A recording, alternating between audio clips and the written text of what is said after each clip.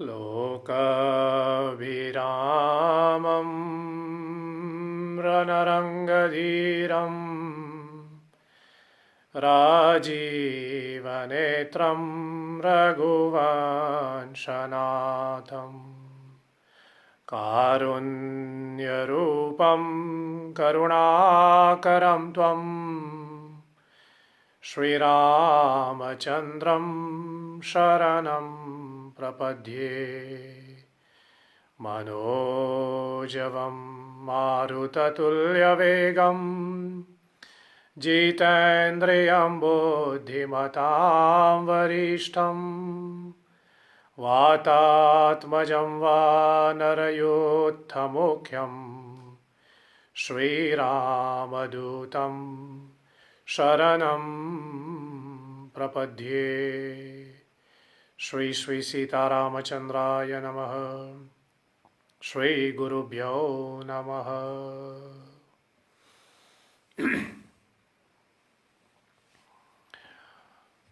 आधुनिकीकरण के सदुपयोग के माध्यम से चल रही इस श्री राम कथा में आप सब पुनः एक बार फिर मेरे साथ जुड़े हुए हैं। इसके लिए आप सबों को धन्यवाद समर्पित करते हुए इस सत्संग में आप सबों का स्वागत और आप सबों को नमन करते हुए आप सबों को जय श्री हरि। मानस के आधार पर इस सीता नवरात्रि के संदर्भ में जो हम लोग यह लाइव स्ट्रीमिंग राम कथा चला रहे हैं, आज इसकी 7वीं रात्रि है और इस 7वीं रात्रि में एक बार फिर परम पूज्यपाद गोस्वामी तुलसीदास जी द्वारा रचित श्री राम कथा को आधार बना करके अथवा श्री रामचरितमानस को आधार बना करके माया सीता का हम लोग थोड़ा तात्विक सात्विक दर्शन करने का प्रयास करें। आज वैसे कल भी बोलना था, लेकिन कल फिर अंतिम समय में जब हम बैठे थे थोड़ी पूजा आदि के लिए, फिर यहाँ वहाँ पढ़ रहा था तो ये अंतर्राष्ट्रीय नृत्य दिवस जिसकी मैंने कल चर्चा भी किया था, ये आ गया तो फिर ये पीछे रह गया दूसरी बात। इसलिए आज फिर पुनः ऐसी दुखद समाचार मिला। हमारे बॉलीवुड जगत की जाने माने अभिनेता, कल भी एक अभिनेता जनाब इरफान खान का अंतकाल हो गया और आज ऋषि कपूर जी का देहांत हो गया। कहीं न कहीं यह फिल्मी जगत हम सबों के साथ जुड़ा हुआ है और उसमें जो भी अपना योगदान देते हैं, यद्यपि शायद व्यक्तिगत तो नहीं जानते होंगे, लेकिन फिर भी कहीं ना कहीं उनके माध्यम से सबों का मनोरंजन हुआ होगा कहीं ना कहीं पर। और थोड़ा बहुत जो उनके विषय में हम लोग थोड़ा बहुत पर्दे के ऊपर जो देखते रहते हैं, इस नाते से एक संबंध जैसा बन जाते हैं। इसलिए फिर शायद मैं समझता हूँ कि हमारा कर्तव्य बनता है कि उनका भी स्मरण करें, परमात्मा उनको भी सद्गति प्राप्त करवाएं। माया सीता की मैं चर्चा कर रहा हूँ और कल माया सीता के विषय में कुछ जो चर्चा चल रही थी, किस प्रकार तीन ने मारीच, महाराज रावण और लंकावासियों ने माया सीता को ही जाना हुआ है। वास्तविक सीता शायद जैसे कहे पहचाने भी नहीं, और इसके पीछे कारण थोड़ी इसकी चर्चा मैं कर रहा था।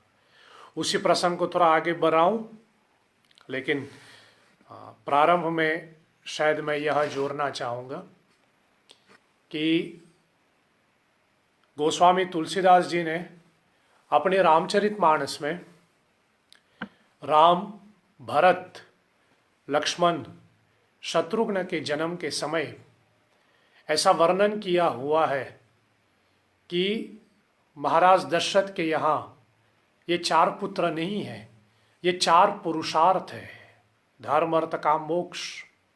यद्यपि राम स्वयं धर्म अर्थ काम मोक्ष है, लक्ष्मण स्वयं धर्म अर्थ काम मोक्ष है, भरत जी स्वयं धर्म अर्थ काम मोक्ष है और शत्रुघ्न भी स्वयं धर्म अर्थ काम मोक्ष है। लेकिन फिर भी थोड़ी व्याख्या के हिसाब से कभी एक को हम धर्म के रूप में भी देखते हैं, दूसरे को अर्थ के रूप में भी देखते हैं। इसे ये जो 4 कुमार के रूप में परब्रह्म अवतरित हुआ राजा दशरथ के यहाँ, तुलसीदास जी ने जिनको 4 पुरुषार्थ कहा है,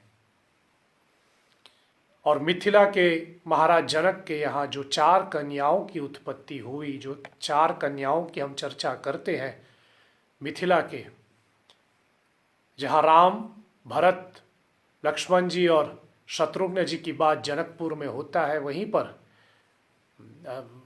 अवधपुर में, अयोध्यापुर में, वहीं पर जनकपुर में मिथिला के यहाँ सीता जी, मांडवी, उर्मिला और श्रुतकीर्ति की बात होती है। यदि मुझे 4 पुरुषार्थ में इन चारों भाइयों को बैठाना है तो सर्वप्रथम मैं कहूँ राम मोक्ष का प्रतीक है, राम मोक्ष का प्रतीक है। और यदि मैं राम को मोक्ष का प्रतीक कहूँ तब मैं कहूँ सीता जी भक्ति का प्रतीक है। मुक्ति तक पाने के लिए, मोक्ष तक पाने के लिए हमें भक्ति के सहारा लेना पड़ता है, हमें भक्ति का सहारा लेना पड़ता है। इसलिए राम के रास्ते पर, जैसे कहे, राम तक पहुंचने के लिए मार्ग अनेक है, मार्ग दिखने में अनेक है, लेकिन है तो एक। मैं बार बार निवेदन करता हूं, राम तक पहुंचने का रास्ता महादेव है, भगवान शिव है, और वहीं पर हनुमान जी भी है, और महादेव और हनुमान जी तो एक ही है, लेकिन ये भक्त के रूप में है। राम तक पहुंचने का रास्ता जो भक्त है, हनुमान और भगवान शिव, वहीं पर मैं कहूं भक्ति सीता है। राम तक पहुंचने का रास्ता भक्ति के रूप में सीता जी है। उसके बाद भरत को मैं काम कहूं, काम यानी इच्छा। भरत के जीवन में केवल एक ही इच्छा, वो है राम की सेवा करना। इसलिए भरत को मैं काम के रूप में देखूं, इच्छा के रूप में देखूं, तो मैं कहूं मांडवी त्याग का प्रतीक है। भरत काम का प्रतीक है और मांडवी त्याग का प्रतीक है। हमें धीरे धीरे अपने सारे इच्छाओं को समेट करके मांडवी के रूप में हमारी इच्छाओं का त्याग करना चाहिए। अनेक वस्तुओं की इच्छा करने त्याग देना चाहिए। अनेक वस्तुओं की इच्छा को त्यागने का एक शक्ति होना चाहिए, और उसी त्याग की मूर्ति के रूप में मांडवी है, जो अपने पति भरतलाल जी को सपोर्ट करते हैं।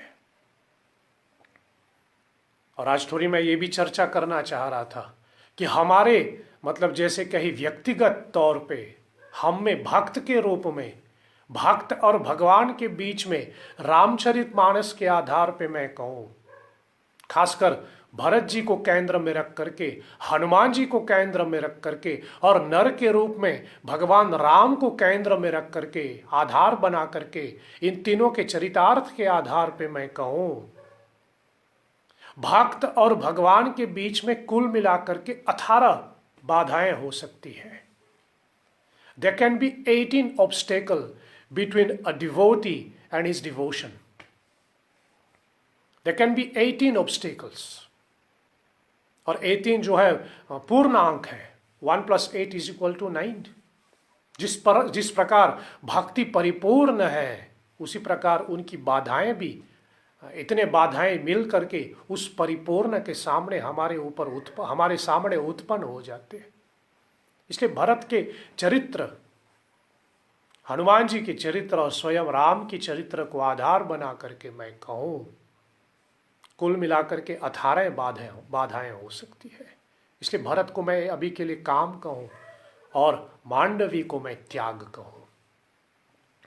लक्ष्मण जी को मैं साक्षात धर्म का प्रतीक मानूं। लक्ष्मण जी साक्षात धर्म का प्रतीक है, और जहां लक्ष्मण जी धर्म का प्रतीक है, वहां उर्मिला को मैं श्रद्धा का प्रतीक मानूं। कहीं कभी मैं यह भी वर्णन करता हूं कि लक्ष्मण से ज्यादा उर्मिला धर्म को पकड़ के बैठे हैं। यद्यपि इन पात्रों के बीच में हमें किसी प्रकार का भेदभाव, किसी प्रकार का कंपैरिजन नहीं करना चाहिए, लेकिन थोड़ी अपनी स्वाध्याय के लिए इन पात्रों को समझना चाहिए। कैसे भी हो, सीता जी तो अपने पति के साथ थी, लेकिन उर्मिला, मांडवी अपनी पति जब भी मन करे नंदीग्राम चले जाते और भरत जी से मिलते। शत्रुघ्न और श्रुतकीर्ति तो साथ में थी, लेकिन उर्मिला मात्र वो अपने पति से बिछड़ करके, एक वन में और दूसरी अयोध्या में। और ऐसा करने के लिए श्रद्धावान होना चाहिए। श्रद्धा का प्रतीक है ये। इसलिए लक्ष्मण जी को मैं धर्म कहूं, उर्मिला श्रद्धा है। यदि हमारे श्रद्धा अटूट है, लक्ष्मण जी कैसे आगे बढ़ पाए? क्योंकि उसकी अर्धांगिनी उर्मिला अटूट थी। यदि लक्ष्मण जी आगे बढ़ पाए तो श्रद्धा के रूप में उर्मिला उसकी शक्ति था। उसी प्रकार यदि हमारी श्रद्धा अटूट रहे, हमारा श्रद्धा दृढ़ रहे, अंधश्रद्धा नहीं, ब्लाइंड बिलीफ नहीं, यदि हमारा श्रद्धा टेम्पटेशन से मुक्त है, आकर्षण से मुक्त है, तो हमारा धर्म भी पक्का बना रहेगा। और मैं बार बार वही दोहराऊं, इसी कथा में 2-3 बार मैंने कहा, एक तो टेम्पटेशन, दूसरा आकर्षण बहुत खतरनाक है इस रास्ते में। इस मार्ग में आकर्षण बहुत खतरनाक होता है, दूसरों के प्रति आकर्षित होना। और मैं तो अपने मार्ग में बोल रहा हूं, अपने फील्ड में बोल रहा हूं, टू गेट अट्रैक्टेड। उर्मिला जो है अटूट श्रद्धा, इसलिए लक्ष्मण जी को धर्म के रूप में मैं मानूं। और शत्रुघ्न को मैं अर्थ कहता हूं। धन है ये शत्रुघ्न।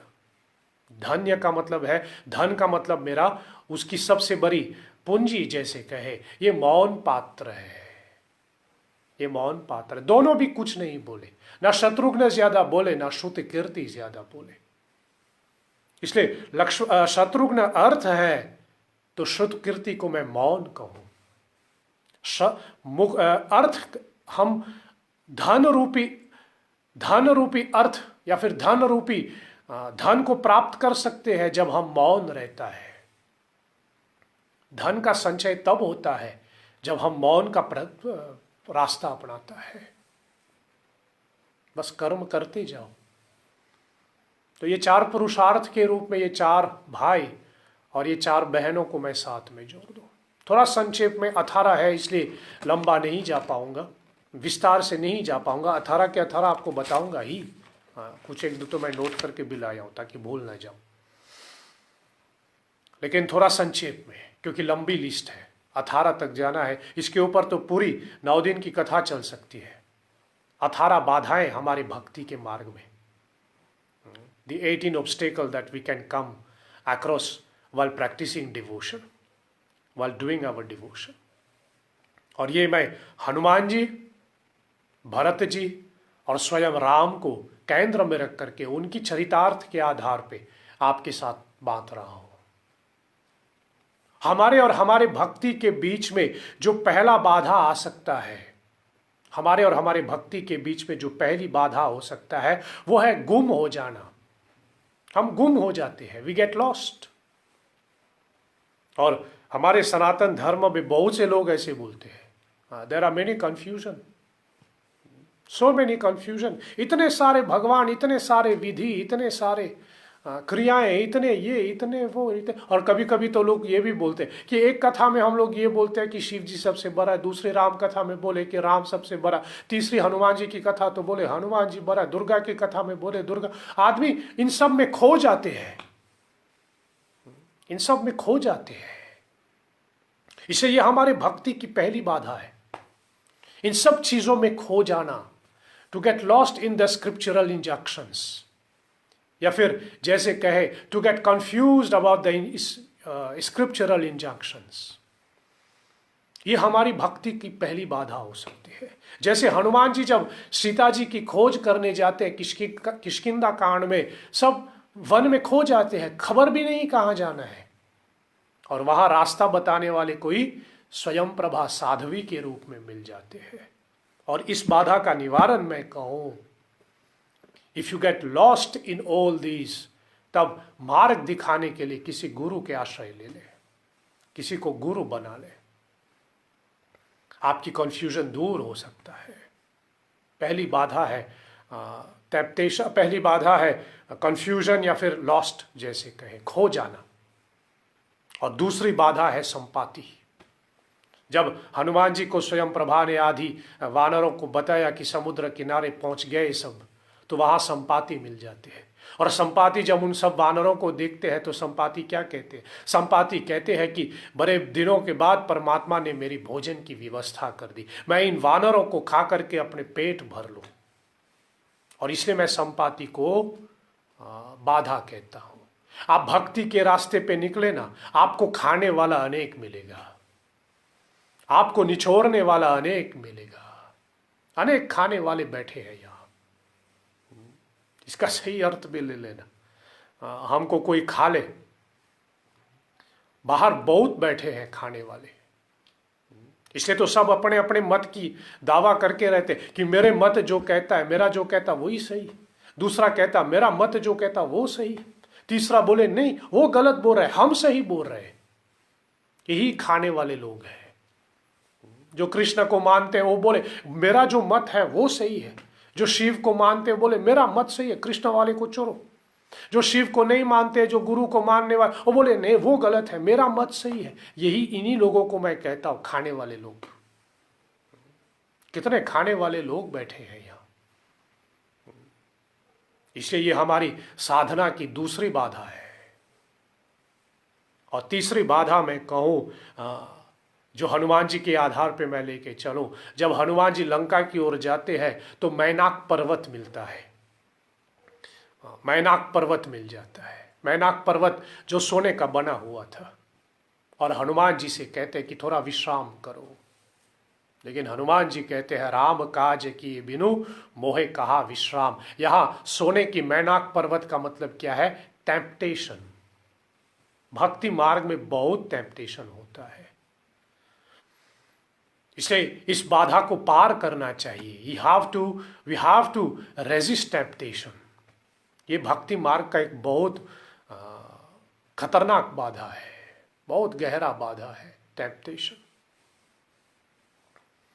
फिर चौथा मैं कहूं, कभी कभी देवतागण बाधा उत्पन्न करते हैं। जैसे सुरसा को भेजा गया था हनुमान जी की कसौटी करने के लिए। कभी कभी दैव जो है, देवतागण जो है, हमारी साधना में बाधा उत्पन्न करते हैं, और थोड़ा आर्थिक, थोड़ा सांसारिक लाभ करा करके फिर हमको लगता है कि यही सब सही है, तो हम उस रास्ते से भटक जाते हैं, जिसको मैं दैव बाधा कहता, आदि दैविक भी बोल सकते हो। ये एक बाधा है देवताओं के प्रति।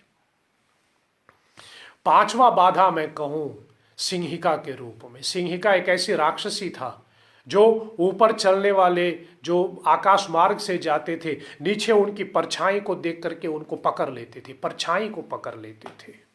और हमारे भक्ति में भी वही बाधा आ जाते हैं। आप थोड़ी भक्ति में आगे निकले ना, आप थोड़ी भक्ति में प्रगति कर लेना, आपको नीचे खींचने, आपको पीछे खींचने के लिए अनेक बैठे हैं, अनेक बाधाएं बैठी है जो आपकी प्रोग्रेस को पीछे खींचने के लिए है। इसलिए सिंहिका के रूप में ये पांचवी बाधा है जो हमारी भक्ति मार्ग में हमको पीछे खींच लेता है। जैसे मैं कहूं, इन्हीं बाधाओं के ऊपर एक एक कथा हो सकती है, इसलिए मैं बहुत संक्षेप में ये बाधाएं वर्णन कर रहा हूं। 18 है इसलिए जल्दी जाना पड़ रहा है। चौथी बाधा, नंबर 6 पे मैं कहूं, हमारे कर्म एक बाधा उत्पन्न कर देता है। जाने कौन सा कर्म किया होगा कहीं पर कि फिर उस कर्मानुसार एक बाधा उत्पन्न हो जाते हैं। कितने लोग ऐसे होते हैं जो भक्ति करना चाहते हैं, जो सत्संग में आना चाहते हैं, जो कीर्तन करना चाहते हैं, जो स्वाध्याय करना चाहते, लेकिन कर्म ही ऐसा नहीं किया कि ये सब करने का मौका मिले। इच्छा तो है, लेकिन हमारे कर्म बाधा उत्पन्न कर देता है। और कर्म ऐसा किया ही नहीं, जैसे कहे ऐसे कोई करनी कमाई है ही नहीं कि इस जन्म में थोड़ी भक्ति कर ले। इसलिए हमारे कर्म एक बाधा उत्पन्न कर देते हैं। और हनुमान जी जब लंका पहुंचे तो वहां लंकिनी कर्म का प्रतीक है। लंकिनी कर्म का प्रतीक है। और सातवां बाधा मैं कहूं, भरत के चरितार्थ में सातवां बाधा मैं कहूं, परिवार वाले। हमारे भक्ति के मार्ग पे परिवार वाले बहुत बाधा कर सकते हैं। यदि पूरे परिवार भक्ति में न हो तब पूरे परिवार बाधा करते हैं। इसलिए बार बार मैं निवेदन करूं, भक्ति पति पत्नी मिल के करे तो ही फायदा होता है। क्यों? क्योंकि तब एक दूसरे के साथ चलेगा। लेकिन अगर पति थोड़ा पीछे है भक्ति में और पत्नी आगे है तो पति बार बार पीछे खींच लेगा। या फिर अगर पति थोड़ा आगे है भक्ति में और पत्नी थोड़ा पीछे है तो पत्नी बार बार खींचेगा, अब मुझे छोड़ के सत्संग में जाओ, परिवार के यहाँ जाना है, वो करना है, ये करना है। भरत पैदल जा रहा था चित्रकूट, लेकिन कौशल्या माँ ने बुला करके बोले कि भरत आप पैदल जा रहे हैं और आपको मतलब अभी आप अयोध्या के राजा के रूप में हैं, आप पैदल चलेंगे तो बाकी जितने अयोध्यावासी हैं, जितने लोग हैं, और कौशल्या कहते मुझे भी लगता है कि मुझे भी पैदल चलना होगा। तब भरत सोचते हैं कि अगर मैं पैदल चलूं तो माताएं भी पैदल चलेगी तो अच्छा नहीं हो। इसलिए मजबूरन ना चाहते हुए भी भरत को रथ पे बैठना पड़े। अपनी यात्रा को, जहां वो पैदल पद यात्रा करना चाह रहा था, वो पद यात्रा को उसको त्याग करना पड़ा परिवार के खातिर। इसलिए हमारी भक्ति के यात्रा में परिवार बाधा उत्पन्न कर सकते हैं। लेकिन इसका मतलब ये नहीं कि मैं कह रहा हूं कि परिवार को छोड़ दो, ये मैं नहीं बोल रहा हूं। लेकिन अपनी बाधाओं से उलझने के लिए, अपने उन बाधाओं से लड़ने के लिए एक साधन होना चाहिए। यद्यपि अभी मैं लंबा नहीं जा पाऊंगा इसके अंदर, लेकिन इन बाधाओं के ऊपर मैं फिर से वही दोहराऊं, पूरे सप्ताह भर की सत्संग हो सकता है, सप्ताह भर की कथा हो सकता है इन्हीं एक एक बाधा के ऊपर। तो परिवार एक बाधा कर सकती है, और जहां परिवार बाधा करते हैं, सातवां आठवां मैं कहूं समाज बाधा कर देते हैं। सामाजिक बाधाएं आ जाती है। और शायद एक मैं कहूं सामाजिक बाधा समझने के लिए अभी जो माहौल बना हुआ है, कितने लोग मंदिर जाना चाह रहे हैं लेकिन समाज इसकी परमिशन नहीं देते। समाज के हित के लिए अभी हम सबको अपने घर में ही बैठना पड़ रहे हैं, हम सबको कॉन्फाइन करना पड़ रहा है अपने आप को। ये सामाजिक बाधा है, ये सामाजिक बाधा है। आठवां सामाजिक बाधा। और नौवां मैं कहूं जो सबसे निकट है हमारा, जो सबसे क्लोज है हमारा, कभी कभी हमारी भक्ति के रास्ते पे वही बाधा उत्पन्न करते हैं या फिर वही शक कर लेते हैं हमारी भक्ति पर। ये स्वाभाविक है। भरत जब पहुंचे चित्रकूट राम से मिलने के लिए, तो उस समय राम ने तो गलत नहीं समझा, लेकिन लक्ष्मण जो भरत के भाई थे वो कहे कि भरत समर्पण नहीं, युद्ध करने आए हैं। और लक्ष्मण जी तो अपने धनुष बाण भी लेकर के खड़े हो गए भरत से युद्ध करने के लिए। इसलिए हमारे और हमारे भक्ति के बीच में हमारा कोई निकट ही आ सकता है बाधा उत्पन्न करने के लिए। और 10वां बाधा मैं कहूं, कुछ ना समझ लोग बाधा उत्पन्न कर देता है, जिनके समझ में कुछ नहीं आता। कुछ ना समझ लोग हमारी भक्ति में बाधा उत्पन्न कर देते हैं। इसलिए ये 10वां बाधा है। और 11वां बाधा मैं कहूं, स्वयं भगवान हमारी परीक्षा ले लेते हैं। ये भी एक बाधा हो सकता है। जी हाँ मेरे श्रोतागण, ये भी एक बाधा हो सकता है। परमात्मा की परीक्षा यदि आप समझ नहीं लेते तो फिर आप भक्ति को वहीं छोड़ दें। कितने लोग ऐसे करते हैं, कभी कभी बोलते पूछते हैं कि आप सत्संग में क्यों नहीं? बोले हम आना चाह रहे थे लेकिन शायद भगवान ने ही नहीं बुलाया। आपको कैसे पता चला कि भगवान ने नहीं बुलाया? तो बोले हम तो निकल ही रहे थे, बारिश शुरू हो गया। तो मुझे लगता है कि भगवान ही ने नहीं बुलाया, भगवान को ही जो दोष दे देता है। अब मंदिर ने, अरे भगवान का बुलावा हो तब आएंगे, अब भगवान बुलाते ही नहीं तो हम क्या आए करेंगे। लेकिन भगवान ना बुलाए ऐसा हो ही नहीं सकता। ये भगवान जो आपको ना बुलाए या फिर जो ये सब चीजें होती है, समझ लो ये उनकी परीक्षा है। लेकिन आप परीक्षा में पीछे रह जाते। इसलिए भगवान, जहां आप निकले थे सेवा करने के लिए, आप निकले थे मंदिर जाने के लिए, लेकिन प्रकृति या फिर भगवान की तरफ से कुछ ऐसा सिचुएशन आ जाते हैं, आप पीछे हट जाते हैं, तब समझ लेना ये भगवान की परीक्षा में आप फेल हो गया और उसने आपकी भक्ति के रास्ते पे बाधा उत्पन्न कर ली। कोई आदमी ध्यान करता है और फिर ध्यान में लग जाते हैं तो फोन बज जाते, फिर कहे अरे भगवान ही हमारे भक्ति में कभी कभी बाधा उत्पन्न कर देते हैं। और 12वां जो हमारे भक्ति के रास्ते में बाधा आ सकते हैं वो है हमारी ममता। और यहां मैं बाहर की ममता की बात ना करूं, अपनी साधना की ममता की मैं बात कर लूं। कितने लोग अपने साधना से इतना लगाव कर जाते हैं कि भगवान को भूल करके वो साधना के साथ ममता जोड़ देते हैं। ये व्यक्तिगत मैं जानता हूं, जो संस्था से, जो हमारी व्यास गादी से जुड़ा हुआ, आप जानते, मैंने अनेक बार कहा है, कोई था जो ऐसा रोज भगवान के लिए हार बनाते थे, पुष्पहार बनाते थे, फूलों की हार बनाते थे मूर्ति पे चढ़ाने के लिए। कितने सालों से वो फूलों का हार बना रहे थे। लेकिन एक समय हुआ जब उनको मना कर दी गई कि भाई देखो, आज से आप ये हार बनाने वाला काम नहीं करेंगे, सेवा नहीं करेंगे, ये वाला इसको छोड़ दीजिए, दूसरा कर लेगा, आप जाकर के दूसरे सेवा करें। तो वो फ्रस्ट्रेटेड हो गया, उसने मंदिर ही आना बंद कर दिया। तो क्यों? क्योंकि उसको हार बनाने की जो सेवा था, उस सेवा से उनको ममता शुरू हो गई और वो सेवा उनसे छीन ली गई, तो उसने भक्ति ही छोड़ दिया। इसलिए हम अपनी साधना से सेवा, हम अपनी साधना से भी ममता ना करें, हम अपनी साधना से भी ममता ना करें, नहीं तो फिर भगवान को छोड़ करके हम अपनी साधना से ही ममता कर लेंगे। कुछ लोग होता है, कभी कभी मंदिर आते तो वो पहली रो में बैठ जाते हैं, लेकिन किसी दिन उसको पहली रो में बैठने का जगह नहीं मिला तो नाराज हो जाते। मैं तो रोज आती हूँ मंदिर, रोज पहली रो में बैठती हूँ और भगवान के इतने निकट बैठ, आज नहीं मिला, तो वो फ्रस्ट्रेटेड हो जाते हैं। तो इसका यही अर्थ है कि आप अपनी साधना से लगाव कर रहे हैं। साधना को भी निष्काम भाव से होना चाहिए, नहीं तो वही बाधा उत्पन्न कर सकते हैं। फिर उसके बाद मैं कहूँ, कभी कभी हमारे अंदर जो वृत्तियां हैं, जो काम, क्रोध, लोभ, मोह, कभी कुछ लोग ऐसे होते हैं कि पूजा करने की पूरी तैयारी कर जाते हैं, पूरी तैयारी कर लेते हैं पूजा का, लेकिन जैसे ही कोई पूजा शुरू करना है, जैसे कोई सत्संग शुरू करना है, जैसे कोई व्रत शुरू करना है, कुछ ऐसा हो जाते हैं जहां वो अपने क्रोध पे काबू नहीं कर पाए और उसी क्षण वो क्रोध कर जाते हैं और सारी साधना को छोड़ देते हैं। ये हमारे अंदर की वृत्तियां हैं, जिसको हम काम, क्रोध आदि कहते हैं। ऐन मौके पे क्रोध आ गया तो आप अपनी साधना ही को छोड़ देता है। ऐन मौके में गुस्सा आ गया, किसी भी बात पे गुस्सा आ गया तो आप अपनी साधना को छोड़ दें।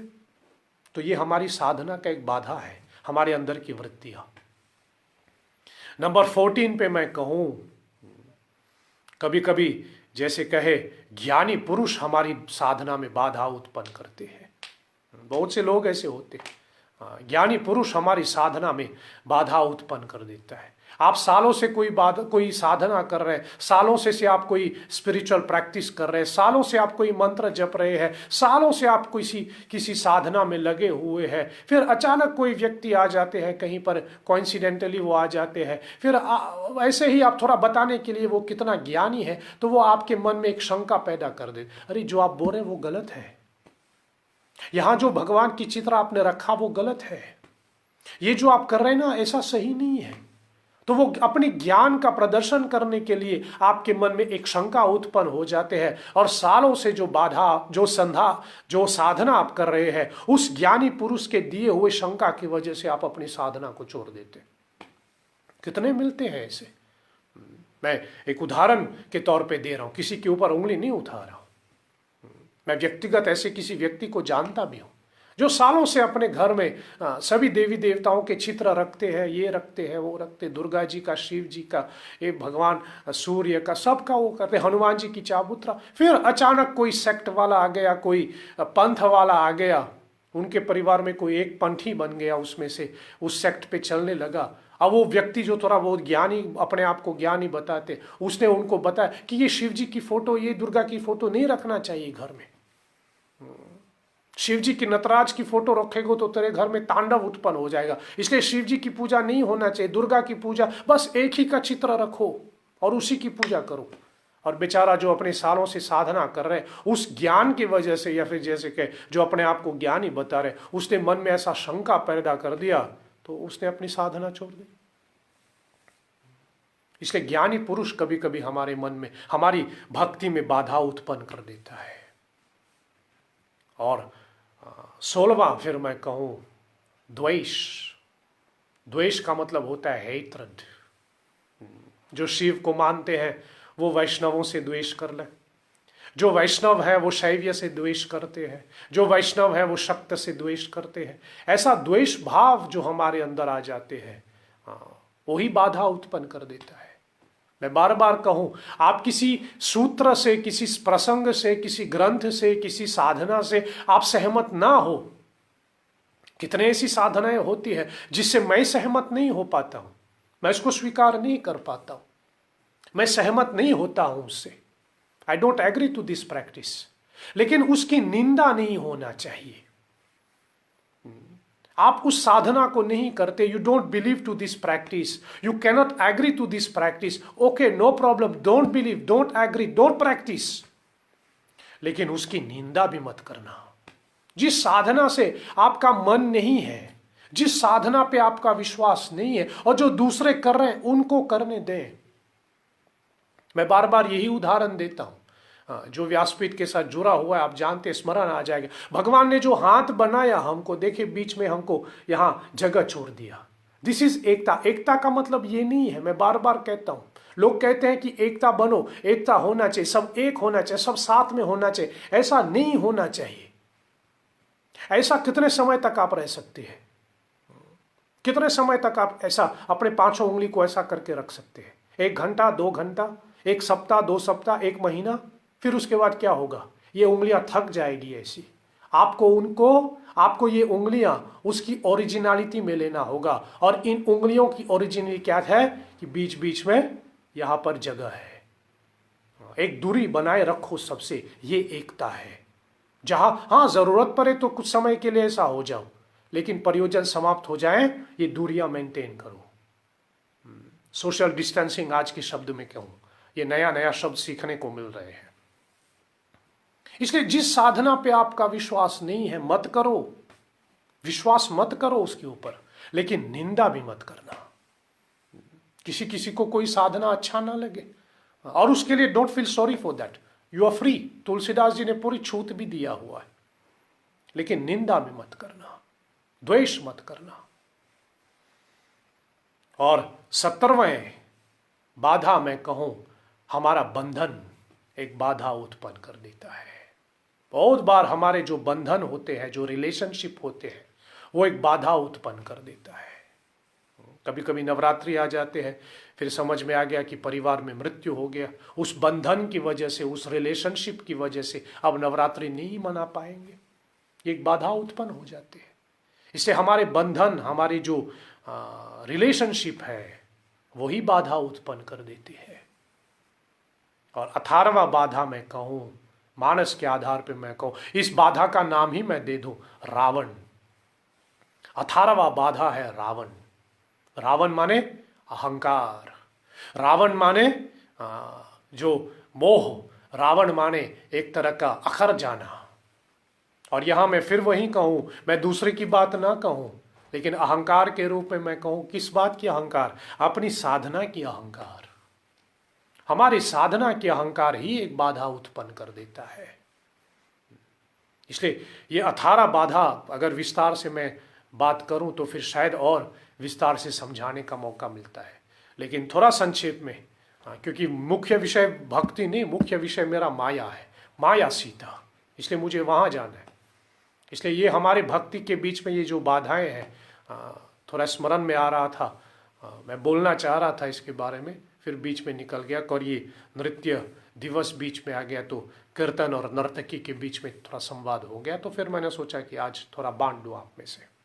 आप भक्ति करते हैं, किसी भी साधना को करते हो, बस इन 18 बाधाओं पे ध्यान दीजिए और कोशिश करें कि ये सारे बाधाएं को आप पार हो जाए। और अभी के लिए मैं इतना ही कहूँ, इन बाधाओं का पार करना है तो बस हनुमान जी के चरण में बैठे रहे, सीता जी के चरण में बैठे रहे, यही सारे बाधाओं को दूर करवा देता है। चलिए माया सीता की चर्चा को आगे बढ़ाएं और उस माया सीता को महाराज रावण, पहले तो मारीच, फिर महाराज रावण, फिर लंका वासियों ने उस माया सीता का दर्शन किया है। और उसमें शायद ये भी जोड़ना चाहिए, मारीच, महाराज रावण और लंकावासी, इन तीनों ने उस माया सीता के बाद वास्तविक सीता को नहीं देखे, क्योंकि अग्नि से जब वो माया सीता उत्पन्न हुई उसके बाद ही मारीच आया, फिर सीता का हरण हुए, फिर लंका लेके गया। लेकिन जब सीता को पुनः अग्नि में स्थापित करके उस माया सीता को, उस सीता जी को वापस, वास्तविक सीता को जब अग्नि से वापस लाया गया, उस समय तो मारीच मारा जा चुका था, महाराज रावण की मुक्ति हो चुकी थी और वहां तो लंकावासी पीछे रह गया। इसलिए उन लोगों ने वास्तविक सीता को नहीं देखे, जो देखे माया को ही देखे। लेकिन इनडायरेक्टली, पहले मैंने कहा भी था कल, हनुमान जी ने पहली माया सीता को देखा, फिर उसके बाद वास्तविक सीता। सुग्रीव ने सुग्रीव जामवन आदि पहली माया सीता को देखे, लेकिन बाद में जब अग्नि से उत्पन्न हुए तो उन्होंने वास्तविक सीता को देखा। और सारे वानर सेना पहली माया सीता को देखते हैं और उसके बाद वास्तविक सीता को देखते हैं। इसके पीछे जो तालमेल बैठता है, इसकी मैं आप खुलासा आपके सामने कर दूं, लेकिन उससे पहले चलिए हम सब मिलकर के 122वें दोहा 123 23वें दोहा 123 अयोध्या कांड का जो चौपाई हम लिए हैं इस प्रसंग के लिए, और अरण्य कांड की दोहा 24 का हम लोग थोड़ा पाठ कर लें, फिर आगे की प्रसंग बताओ। मंगल भवन अमंगल हारी, द्रवहो सो दशरथ अजीर बिहारी। मंगल भवन अमंगल हारी, द्रवहो सो दशरथ अजीर बिहारी। आगे राम लखन बने पाचे, तापस वेश बिराजत काचे। बोले आगे राम लखन बने पाचे, तापस वेश बिराजत काचे। आगे राम लखन बने पाचे, तापस वेश बिराजत काचे। आगे राम लखनु बने पाचे, तापस वेश बिराजत काचे। उभय बीच सिय सोहति कैसे, ब्रह्म जीव बीच माया जैसे। उभय बीच सिय सोहति कैसे, ब्रह्म जीव बीच माया जैसे। उभय बीच सिय सोहति कैसे, ब्रह्म जीव बीच माया जैसे। जब ही राम सब कहाँ बखानी, प्रभु पद धरी अनल समानी। जब ही राम सब कहाँ बखानी प्रभु पद धरिया अनल समानी। निज प्रतिबिंब राखी ताहाँ सीता, तैसे ही शील रूप सुबिनीता। निज प्रतिबिंब राखी ताहाँ सीता, तैसे ही शील रूप सुबिनीता। जब ही राम सब कहाँ बखानी, प्रभु पद धरिया अनल समानी। निज प्रतिबिंब राखी ताहाँ सीता, तैसे ही शील रूप सुबिनीता। आगे राम लखन बने पाँचे, तापस वेश बिराजत काचे। आगे राम लखनु बने पाचे, तापस वेश बिराजत काचे। तापस वेश बिराजत काचे, तापस वेश बिराजत काचे। सियावर रामचंद्र प्रिय।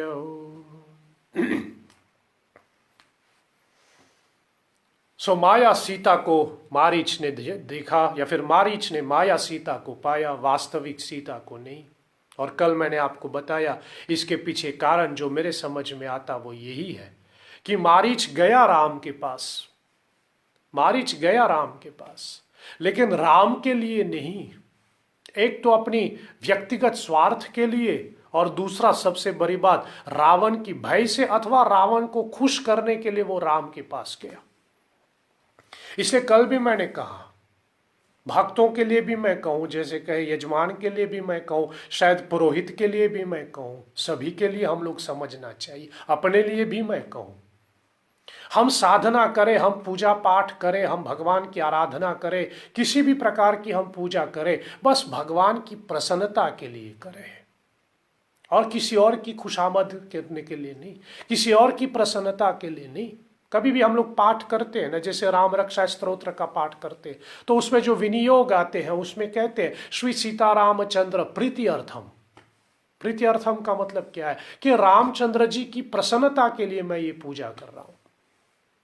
लेकिन हम जब निज स्वार्थ के लिए या किसी को खुश करने के लिए, कभी कभी पुजारी, कभी कभी पंडित जी अपने यजमान को खुश करने के लिए ऐसा पूजा कर देता है, कभी कभी यजमान अपने पंडित जी को खुश करने के लिए पूजा ऐसा कर देता है। ऐसा करोगे तो फिर माया पकड़ लेगी, आपको माया सीता मिलेगी, वास्तविक सीता नहीं मिलेगी, क्योंकि साधन गलत।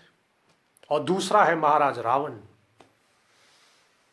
कैसी आई राम के चरणों में, कैसे भगवान राम के चरणों में पहुंचे, रूप बदल करके। यद्यपि आए सीता का हरण करें, लेकिन वो तो इनडायरेक्टली राम को ही न्योता देने आया था।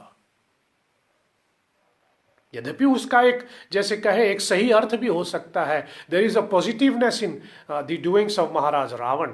लेकिन अभी के लिए वो छोड़े, अभी के लिए जो उसकी दूसरी तरफ जो हमें सीख लेना चाहिए। यद्यपि महाराज रावण की भक्ति हम लोग नहीं कर पाएगा, ये वैरी भक्ति है। गोपी जन करते थे विरह भक्ति और महाराज रावण करते थे वैरी भक्ति। To love the lord by hating him, this is the meaning of वैरी भक्ति। To be in love with the lord by hating him, नफरत करके उस परमात्मा से प्रेम करना, जो महाराज रावण, कंस आदि आदि करते थे। इससे फिर उनकी क्रियाओं में, उनकी कर्मों में एक अच्छाई भी दिख सकता है, लेकिन जो हम जैसे मानव के लिए, जो हम जैसे साधारण मनुष्य के लिए है, उस पहलू को मैं आपके सामने रख रहा हूं कि रावण भेष बदल करके एक यति के रूप ले लेता है, एक सन्यासी के रूप लेकर के वो भगवान के पास जाते हैं या फिर सीता जी के पास जाते हैं। और जब हम अपना रूप बदल लेता है, हम अपनी वास्तविकता को छोड़ देता, एक मुखौटा हम लोग ले लेते अपने ऊपर, तो हमें परमात्मा नहीं, हमें उसकी आद्या शक्ति नहीं, उसकी माया मिलती है। और कल मैं यही सूत्र आपके सामने रख रहा था, बीच में रुकावट हो गया। हम जैसे हैं वैसे ही बने रहो, जैसे हो, कामी हो, क्रोधी हो, लालची हो, थोड़ा अहंकारी हो, थोड़ा शांत स्वभाव हो, जैसे हो वैसे ही परमात्मा के चरण में जाओ, वैसे ही भक्ति करो। दिखावा नहीं करना चाहिए, अपने रूप नहीं बदलना है। रावण अपना रूप बदल के आ जाते हैं और हम इंसान हैं। श्रीमद् भागवत गीता के आधार पे मैं कहूं, God has created the human body with 5 defects. There are 5 defects to this human body: the ability to cheat, the ability to forget, the ability to lie, आदि आदि। बाकी 2 अभी स्मरण में नहीं आ रहे, शायद अभी निकलेगा तो मैं निकाल लूं। लेकिन there are 5 defects to this material body. First is the ability to cheat. हमारे अंदर चीट करने की एक इंस्टिंक्ट है। The ability to forget, भूलने की एक इंस्टिंक्ट है हमारे अंदर, हम भूल जाते हैं बाप। The ability to lie, थोड़ा यहां वहां हेरा फेरी कर ही लेता है। The ability to grow old, इसे 5 डिफेक्ट्स के साथ बनाया गया ये मनुष्य शरीर, और जैसे हो वैसे ही बनो रहे। इसलिए कल मैं कह रहा था सूत्र के रूप में, मानव दानव बन जाए ये श्राप है। दानव बनना नहीं, दानव मतलब राक्षस, राक्षसी वृत्ति को अपनाना नहीं। मानव दानव बन जाए ये श्राप है। मानव देवता बने ये आशीर्वाद है। मानव देवता बने ये आशीर्वाद है, और मानव मानव बन के रहे ये वरदान है। श्राप का तो आप समझ ही लेता है, लेकिन हम जब देवता बन जाते हैं, हम जब देवता बनने की कोशिश करते हैं, कभी कभी हम लोग देव शब्द भी लगा देते हैं, ठीक है, मातृदेवो भव, पितृदेवो भव, गुरु को हम देव कहते हैं, गुरुदेव को हम, ठीक है, लेकिन हम बोलते हैं, लेकिन सामने वाले को पता होना चाहिए मैं तो इंसान हूं, और इंसान की तरफ बने रहो। इसलिए देवता बनोगे तो आशीर्वाद है ये। आशीर्वाद और वरदान में फर्क क्या है? आशीर्वाद कुछ क्षण के लिए होता है, लेकिन वरदान हमेशा के लिए होता है। वरदान इज लाइफ लॉन्ग, और आशीर्वाद is short period, short term जिसको हम कहें, और वरदान लाइफ टाइम, लॉन्ग टर्म। तो मानव दानव बन जाए श्राप है, मानव देवता बन जाए तो आशीर्वाद है, लेकिन मानव मानव बने रहे with all our limitations, with all our defects, हम इंसान बने रहे ये वरदान है।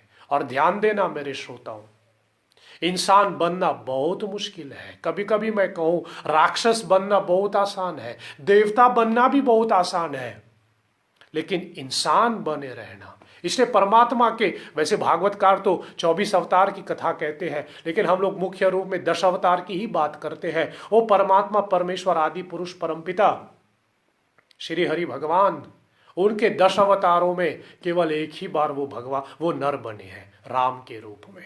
क्योंकि इंसान बनना, ऐसी तो बोली भाषा लोक कथाओं में तो हम कहते भी है कि रामचंद्र जी नारद जी से कहते भी है, इंसान बने रहना बहुत मुश्किल है, बहुत मुश्किल।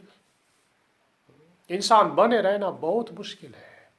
इसलिए परमात्मा की भक्ति करते हो, पूजा करते हो, पूजा पाठ में लगते हो, सेवा में लग जाते हो, इंसान बन के करो बाप, दिखावा मत करो। अपना रूप बदलोगे, रावण की तरह सन्यासी का रूप धारण कर लोगे, तो आपको माया सीता मिल जाएगा। वास्तविक सीता नहीं, माया सीता मिल जाएगा। और तीसरा मैं कहूं लंकावासी, सीता जी लंका में 1 साल तक रहे, और हम लोग तो ये भी मानते हैं, इसका कई प्रमाण शायद मेरे पास नहीं है, मैंने जो गुरु कृपा से, जो मैंने गुरु से सुना है, अपने शिक्षा गुरु दीक्षा गुरु से भी जो भी सुना है, वो मैं आपके सामने दोहरा रहा हूं। अब मेरे से प्रमाण भी न माने इसका। कहा जाता है कि सीता जी 1 साल तक लंका में रहे, उसके बाद जब विभीषण लंका के अधिपति बने, तो उसने लंका को सीता जी को समर्पित करते हुए लंका शब्द के सामने श्री लगाया। श्री माने सीता, इसलिए आज तक हम उसको श्रीलंका कहते हैं।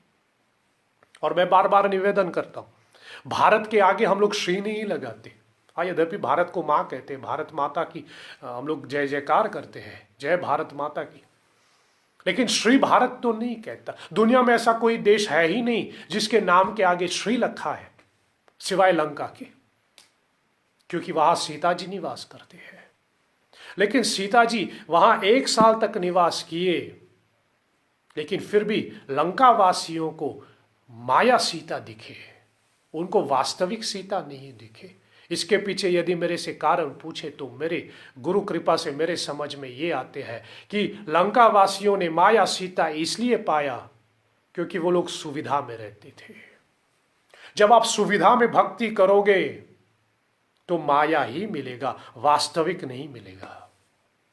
सुविधा का मतलब क्या है? आदमी अपनी सुविधा से पूजा करते हैं जब वो फ्री हो। पंडित जी से कहते हैं वीकेंड में पूजा लगाओ, क्योंकि वीकडेज में हम काम करते हैं, हम फ्री नहीं है, सुविधा में पूजा करें। कुछ लोग कहे कि मैं अपना सारा काम निपटा दूं तो सत्संग में आऊं, मैं फ्री नहीं हूं।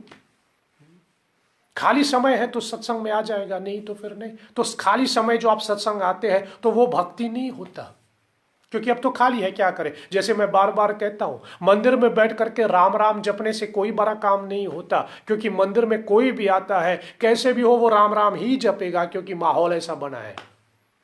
मंदिर में बैठ करके राम राम जपने से आप कुछ बड़ा काम नहीं कर रहे हैं। मंदिर में बैठ करके हनुमान चालीसा का पाठ कर रहे हो, मेरी व्यासपीठ मानता है, गलत अर्थ मत लेना, लेकिन मैं अपने जिम्मेदारी के साथ कह रहा हूं, मंदिर में बैठ करके आप हनुमान चालीसा करते हो तो कुछ बड़ा काम करते ही नहीं है। ये मंदिर में तो सब करते हैं, लेकिन जहां ना होने की एक चांस है वहां करें। कभी सिनेमा घर में बैठ करके हनुमान चालीसा पाठ करें, जो करते हैं मुबारक, मैं जानता हूं बहुत से लोग करते भी होंगे। कभी रेस्टोरेंट में गया तो हनुमान चालीसा का पाठ करें। कॉलेज में लड़का पढ़ने जाते अपने फ्रेंड्स को बोले कि भाई हम लोग 1 मिनट 3 मिनट बैठ करके हनुमान चालीसा कर लें, तब समझे कि आपने भक्ति किया है। नहीं तो पूरी सुविधा से भक्ति करने में क्या फर्क है, क्या फर्क पड़ता है। अभी जो ये सीता नवरात्रि कितने हमारे श्रोता लोग, मेरे भक्त तो नहीं है लेकिन कितने हमारे श्रोता लोग कर रहे हैं, अच्छे लगता है मुझे। यद्यपि सीता नवरात्रि कोई शास्त्र विधि नहीं है, शास्त्र ने करने को कहा ही नहीं, ये तो मेरा निजता है, मेरी व्यक्तिगत साधना है जो मैंने कहा और आपने फॉलो किया। ये तो शास्त्र कहते हैं नवरात्रि आ गया तो सबको ही नवरात्रि का व्रत करता है, दुर्गा पूजा सबको ही करता है, क्योंकि शास्त्र कहता है। लेकिन हद के करो, बिना सुविधा के करो, बिना सुविधा के करें, बिना सुविधा के हम साधना करें। लेकिन हम सब सुविधा ढूंढते, मैं फ्री हो जाऊं तो करूं, लेकिन फ्री हो जाओगे तो ही तो फिर क्या भक्ति कर रहे हो। इसलिए लंका वासी पूरी सुविधा से बैठे थे। लंका का एक अर्थ मैं बहुत बार कहता हूं, लंका जो हम सोने की लंका कहते हैं, गोल्ड मेड ऑफ गोल्ड, सोने की लंका क्यों? यद्यपि सोना हो सकता था, लेकिन सोने की लंका का एक अर्थ मैं निकालता हूं पूरे सुविधा के साथ। और जो आजकल हमारे साथ होते हैं, हम कितने सुविधा में बैठते हैं, सब सुविधा में बैठते। कभी कभी बच्चों को इतने सुविधा दे देते, कितने माताएं मिले, मैं जाप कर लूं उनके लिए, मैं व्रत रख लूं उनके लिए, उनको टाइम नहीं मिलता, ट्यूशन जाता है, ये उनको टाइम नहीं मिलेगा, मैं आके दिया बार दूं मंदिर में उनके लिए। कभी कभी बोलते हैं कि आप मंगलवार को हनुमान जी के सामने दिया बारने आ जाओ, शिव जी के सामने, वो बोले मैं नहीं आ सकता, मैं माँ कहते मैं आ जाऊं। इतने सुविधा से भक्ति करोगे तो वास्तविक नहीं मिलेगा, माया ही मिलेगा। इसलिए लंकावासी को वास्तविक सीता नहीं मिले, क्योंकि वो बहुत सुविधा में बैठे थे। जीवन में थोड़ा सा कठिनाई होना जरूरी है, जीवन में से थोड़ा सा कष्ट होना जरूरी है।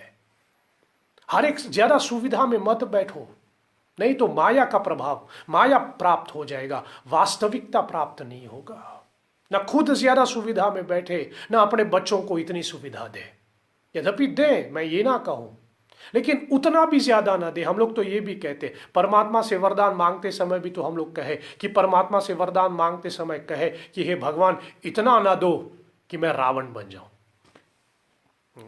इसलिए ज्यादा सुविधा नहीं होना चाहिए, थोड़ा थोड़ा कष्ट सबको सहन करना पड़ता है, तब जाकर के तपेगा।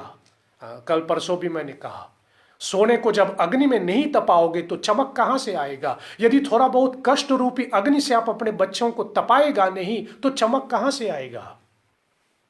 कमजोर बन जाएगा बच्चे, क्योंकि सुविधा में बैठे हैं। इसलिए थोड़ा बहुत कष्ट सबको होना चाहिए, तब जाकर के हमारी भक्ति जो है वो चमक जाएगा। लंकावासी को वास्तविक सीता नहीं, माया सीता इसलिए मिला क्योंकि लंकावासी जरूरत से ज्यादा सुविधा में बैठे थे। और इनडायरेक्टली जो मैंने हनुमान जी का कहा, सुग्रीवादि का कहा और वानर सेना का कहा, तो इसके पीछे बस रहस्य इतना है, हनुमान जी एक समय अपनी शक्ति का दुरुपयोग कर रहा था, खासकर जब वो बच्चे थे। आप कथा जानते हैं। फिर साधुओं ने श्राप दे दिया कि तू अपनी शक्ति भूल जाएगा। फिर समय आने पर जामवंत जी ने याद करवाया, ये प्रसंग आप सभी जानते हैं। लेकिन बचपन में ही सही, लड़कपन में ही सही, लेकिन हनुमान जी अपनी साधना का दुरुपयोग कर रहा था, इसलिए पहले उनको माया सीता मिला, फिर वास्तविक सीता। सुग्रीव का मैं कहूं, वो तो राम से प्रमाण मांग रहा था, साबित करो कि तू भगवान है। और शायद यही कारण है कि पहले उनको माया सीता मिले, फिर वास्तविक सीता। और वानर जो है अपने प्रारब्ध से, अपने कर्मानुसार पहली माया सीता मिले, फिर क्योंकि ये वानर कौन है? ये वानर जो है, गोस्वामी जी लिखते हैं, निज लोक विरंच गे देवन इनहि सिखाई, वानर तनु धरी मही हरिपद से वही जाई। बालकांड की। ब्रह्मा जी ने देवताओं से कहा कि आप सभी देवता जो है वानर का रूप धारण कीजिए और धरती पे चले जाइए। जब भगवान राम का अवतार लेकर के आएगा तो आप सभी देवता वानर बन करके इनकी सेवा करेगा। तो ये सारे वानर कौन थे? ये सारे वानर जो है वो देवता थे, और देवता भोगी है। देवताओं ने ऐसा कोई कर्म किया ही नहीं जो वास्तविक सीता मिले, उनको तो माया ही मिलना था, इसलिए माया मिल गया। तो हनुमान जी पहले माया सीता को देखते हैं, और फिर उसके बाद सुग्रीव भी माया सीता को देखते हैं, और वानर सेना भी माया सीता को देखते हैं, और आखिर में वो भी वास्तविक सीता को पा लेता है। अब हमको कैसे पता चले कि हमारे पास जिस सीता को हम पूज रहे हैं, या फिर हमारे जीवन में, हमारी भक्ति में माया है या फिर भक्ति है? इसकी चर्चा मैं कल करूंगा। How to differentiate between devotion, या फिर जो यू कहे how to differentiate between real Sita and illusionary Sita. How can we differentiate between that? ये मैं आपको कल बताऊंगा। आज इसको मैं विराम देता हूं। बस आज की सत्संग को विराम दूं उससे पहले एक बहुत जरूरी सूचना मैं आपको दे दूं। शनिवार को जो हम लोग सीता नवमी मनाने जा रहे हैं, सीता नवमी के दिन कौन से पूजा विधि आदि करना है, ये मैंने दिन के समय दे दिया।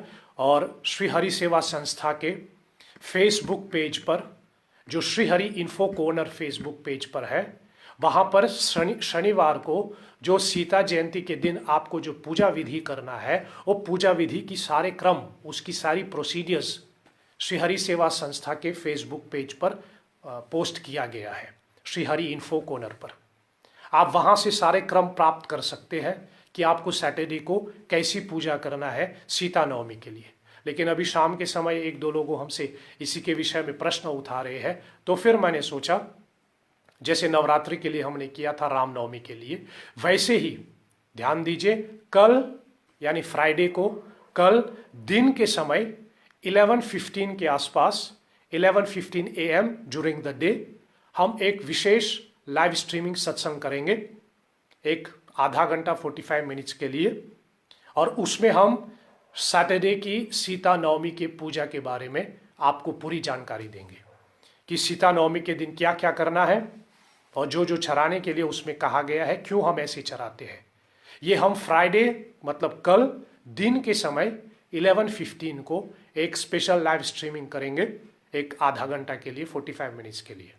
सीता नवमी के बारे में, या फिर सैटरडे की जो पूजा करना है, शनिवार को जो आपको पूजा करना है, यदि उसके विषय में आपका कोई भी प्रश्न हो, आप पहले वो पढ़ लीजिए फेसबुक पर, श्री हरि सेवा संस्था के फेसबुक पेज पर, वहाँ का जो क्रम दिया है उसको पढ़ लीजिए। यदि उसमें से किसी भी विषय के बारे में, किसी भी क्रम के बारे में आपके थोड़ा प्रश्न है, तो आप मुझ तक पहुँचाइए। कल दिन के समय 11:15 को मैं एक लाइव स्ट्रीमिंग करके इसके बारे में बात करूंगा, और फिर रात के समय जो कथा का प्रवाह है वो बराबर चलेगी रात के 8 बजे। सो कल दिन के समय ड्यूरिंग द डे 11:15 को इसी मेरे ही फेसबुक पेज पर एक लाइव स्ट्रीमिंग होगा, ताकि आपको समझा सकूं, आपको बता सकूं कि शनिवार को सीता जयंती पूजा आपको अपने घर में कैसे करना है, क्योंकि हम सब तो मंदिर नहीं जा पाएगा, इसलिए घर में ही होना है। सो व्यक्तिगत तौर पे आप घर में कैसे पूजा करेंगे, ये कल फ्राइडे को 1 मई को है। कल फ्राइडे 1 मई को 11:15 ड्यूरिंग द डे एक स्पेशल सत्संग के बारे में मैं इसकी जानकारी दूंगा। सो आप कल 11:15 को भी हमारे साथ जुड़ जाइए और सीता जयंती के लिए जो पूजा करना है वो मैं कल दिन को बताऊंगा। फिर रात के समय 8 बजे जो कथा का प्रवाह चल रहे हैं इसकी चर्चा करूंगा। और कल हम बात करेंगे how you can differentiate between illusionary Sita and real Sita. ओ जैसे कहे हाउ कैन वी अंडरस्टैंड जो हम भक्ति कर रहे हैं वो सही चल रहे हैं या इल्यूजन चल रहे हैं, या हम गलत रास्ते पे चल रहे हैं। मानस के आधार पे ही कुछ एक दो चर्चाएं हम आपके सामने रखेंगे। और जैसे वास्तविक सीता के कुछ गुण हैं वैसे ही माया सीता के भी कुछ गुण हैं। सो माया सीता के गुण क्या है, what are the qualities, what are the characteristics, what are the features of illusionary Sita, इसकी चर्चा मैं कल करूंगा रात के 8 बजे इस राम कथा के सत्संग में। आज की सत्संग को मैं विराम दूं। आप इतने समय तक हमारे साथ बंधे रहे हैं, इसके लिए पुनः आप सबों को कोटि कोटि धन्यवाद। कल दिन के 11:15 पर 11:15 AM को एक विशेष सत्संग होगी सीता जयंती पूजा के बारे में, और फिर उसके बाद रात के 8 बजे पुनः हम लोग इस राम कथा प्रवाह को आगे बढ़ाएंगे। मैं फिर आपकी सेवा में हाजिर हो जाऊंगा ये सारी चर्चाएं लेकर के। तब तक आप अपने और अपने परिवार का ख्याल रखिएगा, और ऐसा करके हम सब का कल्याण कर रहे हैं। अंत में चलिए हम सब मिलकर के कहे, अच्युतम केशवम राम नारायणम कृष्ण दामोदरम वासुदेवम हरिम श्रीधरम माधवम गोपिका वल्लभम श्री जानकी नायकम श्री रामचंद्रम भजे। जय जय जय हनुमान गोसाई कृपा करहु गुरुदेव की नाय। ओम सत्यम शिवम सुंदरम ओम शांति शांति शांति। ओम श्री श्री सीतारामचंद्र अर्पणमस्तु। नमः पार्वती पते हर हर हर महादेव। सो आज की सत्संग को मैं विराम दूं। कल दिन के 11:15 पर फिर मिलेंगे, नहीं तो फिर रात के 8 बजे पुनः इस भागवत चर्चा को और आगे बढ़ाएंगे। तब तक आप सबों को पुनः बहुत बहुत धन्यवाद। जय श्री हरि।